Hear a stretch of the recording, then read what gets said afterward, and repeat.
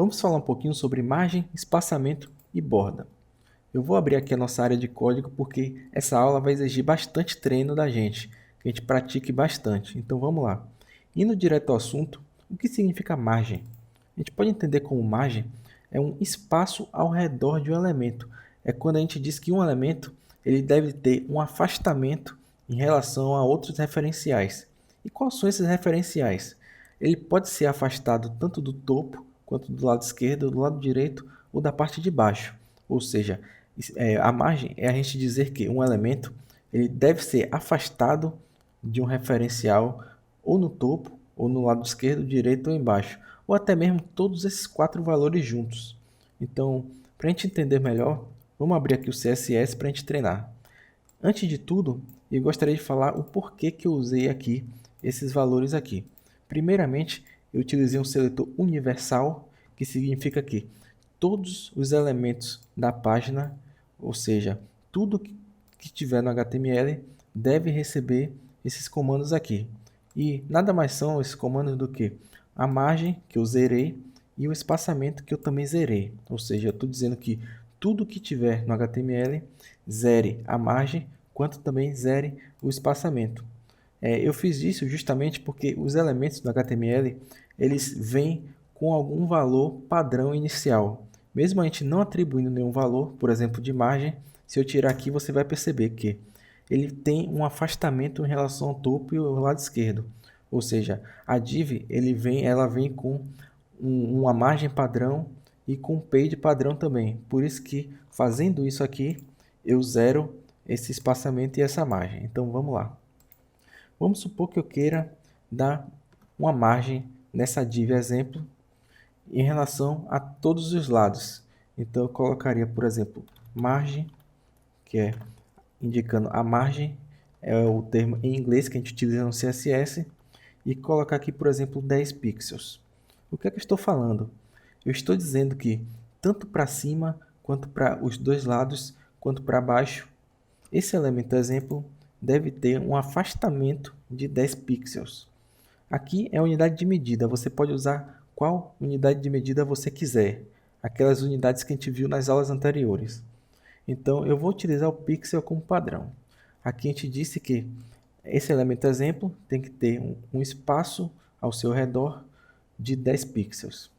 Então a gente pode atribuir uma dimensão específica. Se a gente não quiser, por exemplo, que todos os lados tenham um afastamento de 10 pixels, a gente pode dizer aqui, ao invés de margem, a gente pode dizer, por exemplo, margem top.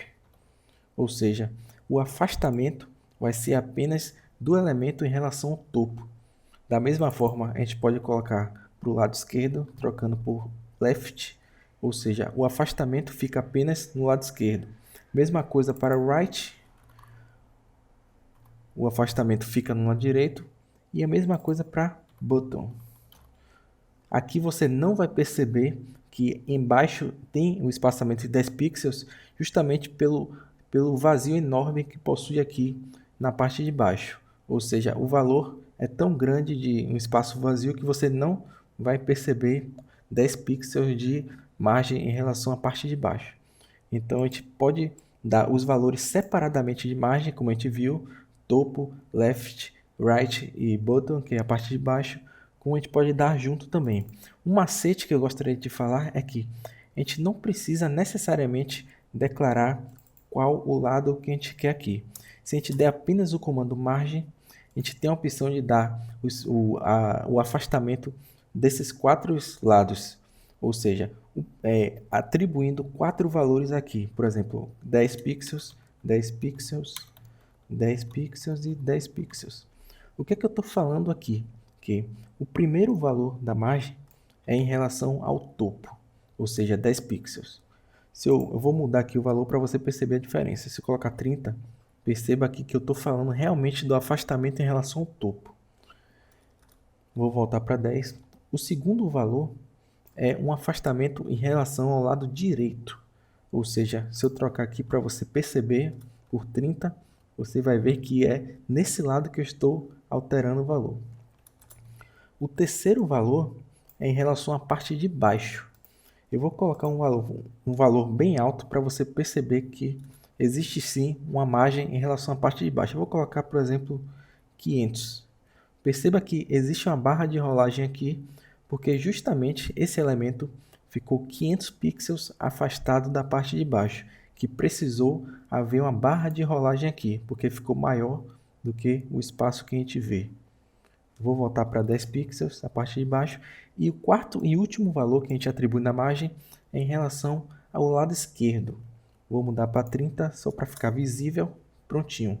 Perceba que através do comando margem, da propriedade margem, a gente pode atribuir 4 valores que significam os 4 lados que a gente tem aqui ao redor do elemento.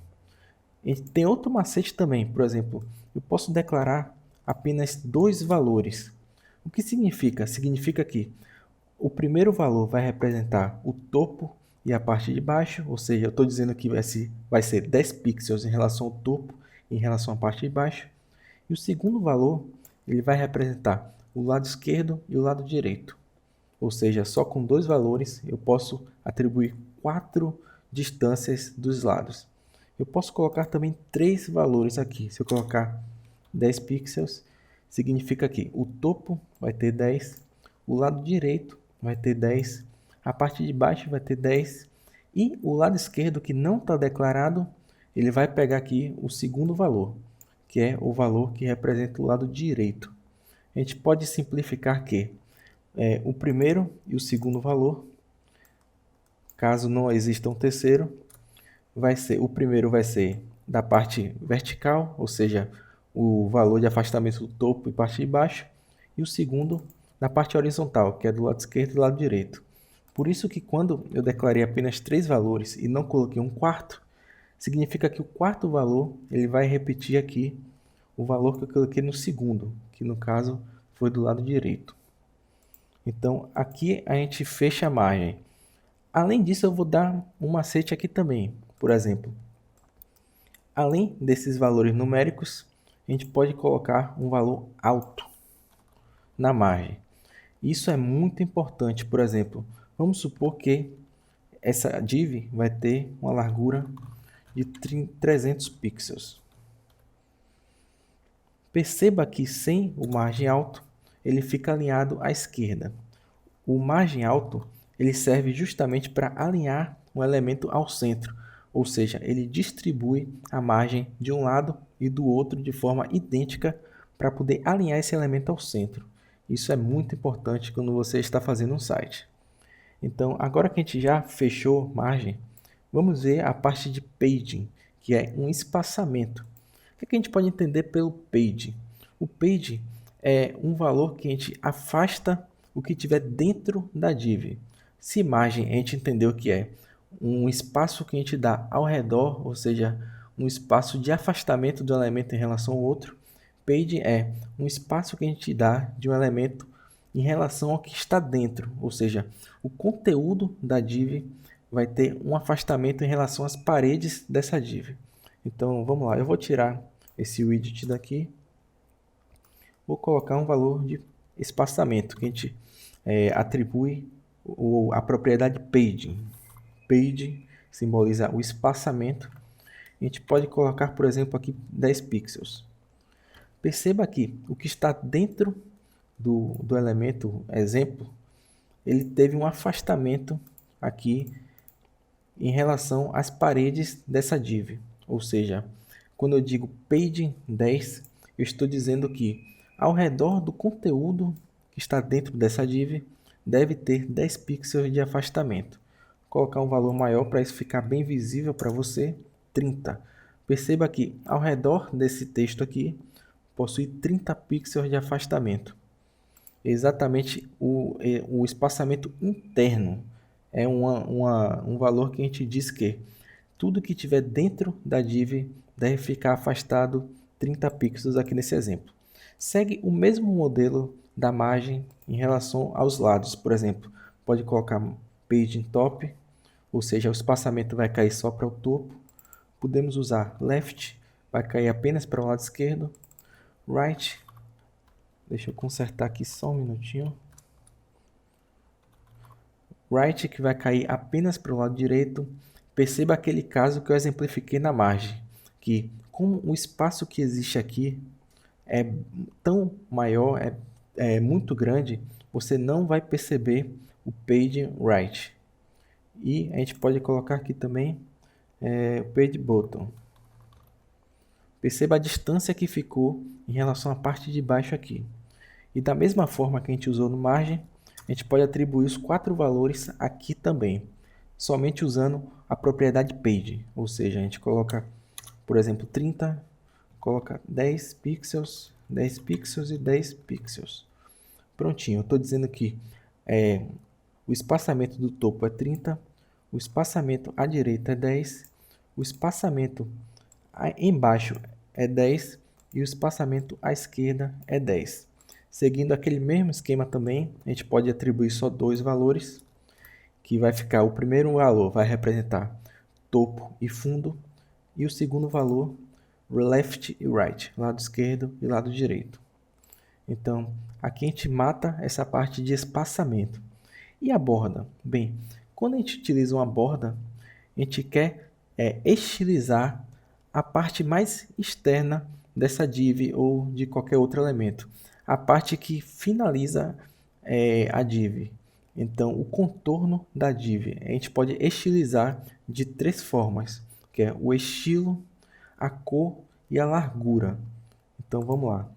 Vamos pegar aqui, por exemplo, border style. O que significa border style? Você pode atribuir um estilo de borda diferente. Por exemplo, você pode colocar uma borda pontilhada, uma borda tracejada, uma borda sólida, etc. Ou seja, é a forma visual com que essa borda vai aparecer para o usuário. Eu vou colocar aqui, para início, solid. Perceba que uma linha ficou sobre o contorno dessa div. E essa linha ela é contínua, ou seja, ela é sólida. Essa é um dos estilos. Por exemplo, poderia ser pontilhada. A gente coloca aqui dotted e perceba com que a borda agora ela ficou pontilhada. Ou pode ser, por exemplo, dashed, que ela ficou tracejada. Existem vários outros valores para estilo de borda que eu vou deixar aí para você treinar.